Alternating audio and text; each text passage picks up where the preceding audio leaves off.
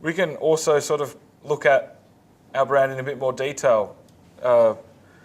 BMW brought out Activate the Future documentary series, and this is the preview here for the films. But it's just an interesting way of sort of like talking about stuff relating to the brand, but kind of not relating to the brand. And as a consequence, they've sort of they own innovation and futuristic development and sort of the way humans behave. And I'll let the video do the talking.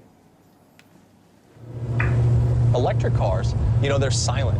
And for guys like me, that's a big thing. I mean, you know, we're driving around in this thing and we've got big rumbles and we've got sounds and we've got stuff. You know you're moving. And we know we're moving and we stall.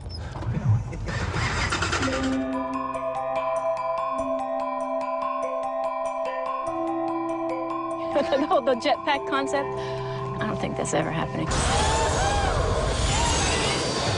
There's several models of experimental flying cars. You know, the wings came off and you stored them in your garage.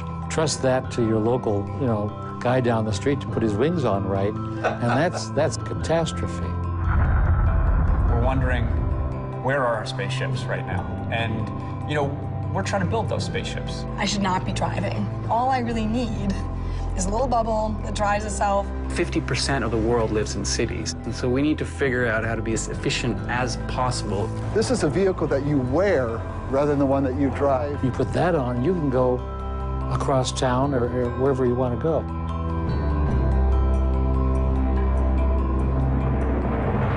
The future of mobility, they better make it fun. That's it. They better make it fun.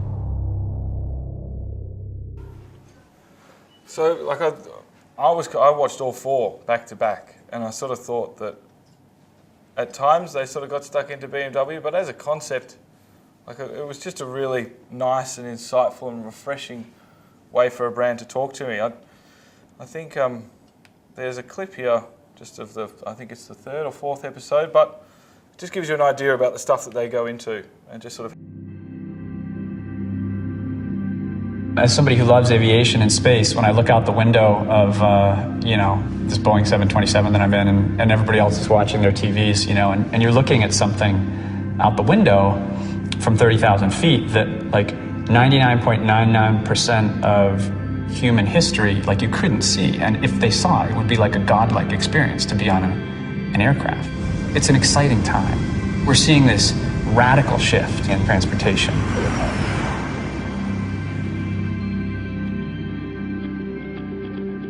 The future is not always clear when the technology first arrives. I see a future where the machines that people move around in are available to far more people than they are today. I think it's really important to think of the future and how we do mobility and maintain that face-to-face interaction. You want the technologies that we're creating to be tools that help people. I'm the most optimistic that I've ever been in my whole life based upon my experience with a car. This is the time when we can go down in history. These guys are going to be pioneers. Changes to our mobility are coming, but does this mean we have to give up the things we love in order to get wherever we want to go? So I'll stop that one there. It does go on, but it's quite interesting. And the outtake is that BMW are on this stuff. You know, they're not doing tools of their factories, or they're showing their blueprints. They're just having the conversation, and it's a conversation which is relevant to them, but on the surface is like not. Another, like, again, big budget, like with Buzz Aldrin and things like that, but this next one was done by a director, Cass Bird, who was originally on a photo shoot for a brand, Sophomore, and what she did was she just took a Handycam along to the shoot and said, I just want someone rolling the tape, because we've casted this with incredible, like, detail, and the models actually sort of ooze the brand. And so as we're setting up and stuff like that, just take the model aside and have a chat to them. What they say is what they say. It doesn't really sort of mean anything. But let's have a look.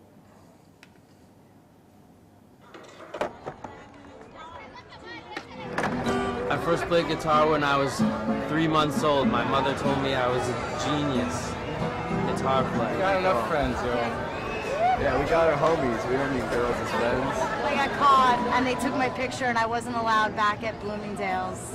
My dad would be pretty mad, but my mom was like, yeah, fuck that. If some girl comes and fucks with you, she always told me since I was little, like, don't turn your other cheek, just hit that bitch back. She was like, I'm very passionate kisser.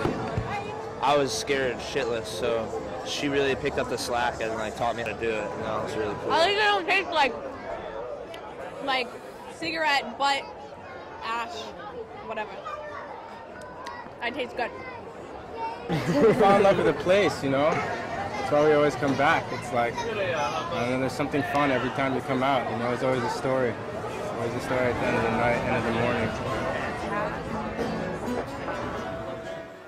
So, I mean, that wasn't by accident, but it was definitely an experiment. And out of it, they got like a 15, 20-minute movie, you know? And if you sort of look at that as an addition to just having the time and the equipment to go and shoot without a script, you know what, it may fail, but, you know, all of a sudden we can create something which is kind of interesting, and it's very powerful. The thing that I suppose helps is talking to filmmakers and songwriters and artists and things like that about what they are up to and keeping an eye on pop culture, which we do with incredible ease. And sort of everyone's into something. We all read stuff.